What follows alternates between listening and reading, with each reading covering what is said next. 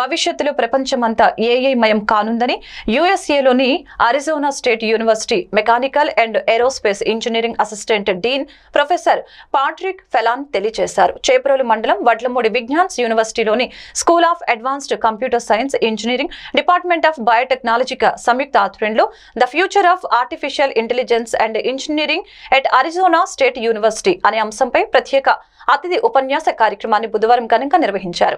ఈ కార్యక్రమానికి ముఖ్య అతిథిగా హాజరైన యుఎస్ఏలోని Arizona state university mechanical and aerospace engineering assistant dean professor Patrick Phelan మాట్లాడారు. ప్రస్తుతం ఏఐ మెషిన్ లెర్నింగ్ స్కిల్స్ ఉంటేనే సంస్థల అభ్యర్థుల వైపు చూసే పరిస్థితి నెలకొంది.